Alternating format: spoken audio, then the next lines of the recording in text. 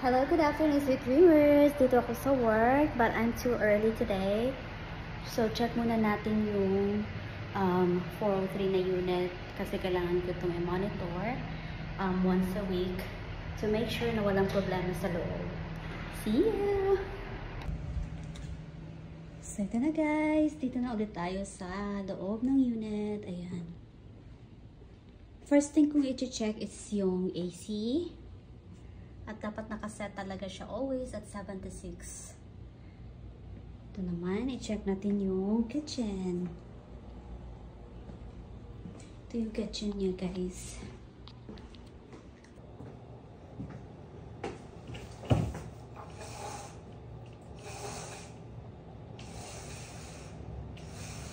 So, ito pala guys, yung view ng kanyang kitchen. So, makikita mo talaga yung dagat. Dito ka kumakain ka dito, tapos yan yung view mo, diba? Ang ganda! Ayan yung view na makikita mo dito. O, diba? May mga naliligo doon, andyan. Yan na, guys. Diba? Ang ganda ng view. Tapos, balik na naman tayo dito. I-check na naman natin yung ibang area ng kanyang unit.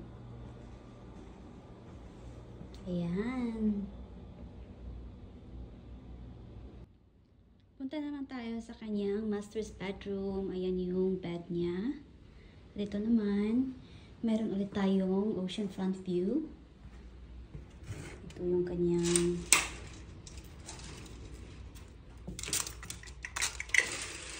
ayan guys.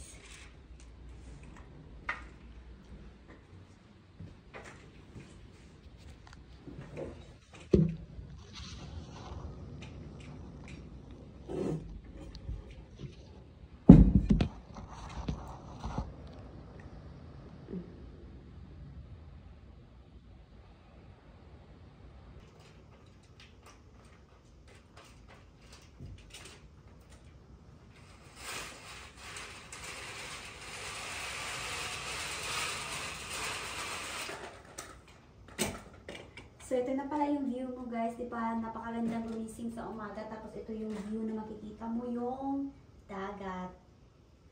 Kaya, napaka-relaxing ng view. Ayan. Buksan ulit natin ito isa para mas maganda tingnan.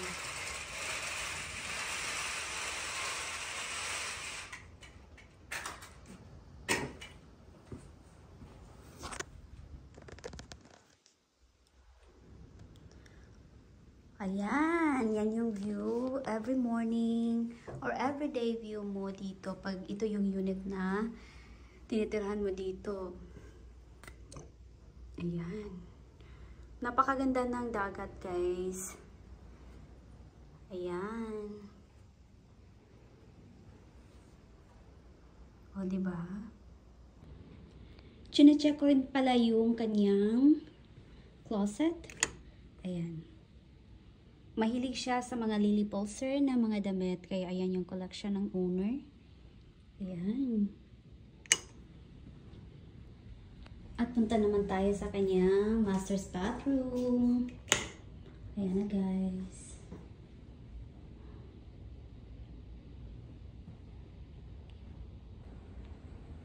So wala namang problema doon sa kanyang master's bathroom. So dito naman tayo sa kanyang guest bedroom. Chine-check ko dito yung ceiling to make sure na walang nag-leak or walang damage. Pati yung floor kasi naka-carpet floor tong unit niya. Ayan. Napaka-organized kasi ng may-ari dito. Ayaw niya ng kalat. Kaya ayan na guys.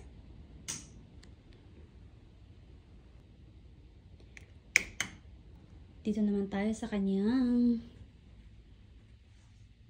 storage unit kung saan niya nilalagay yung kanyang mga paintings kasi nagpe-paintings din siya. Ayan. Yung mga gamit niya. At ito naman ang kanyang guest bathroom. Ayan.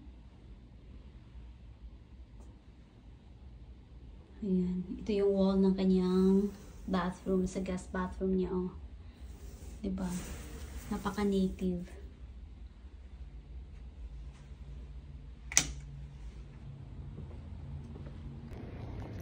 So yun nga guys, natapos na yung pag-check ko ng isang unit dito. Kaya punta naman tayo sa kabilang unit para i-check din yung isa pang unit na inalagaan ko dito.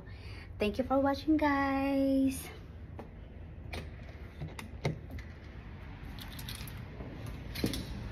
Sarado natin. Make sure na nakalock ito para walang makapasok sa loob. Ayan.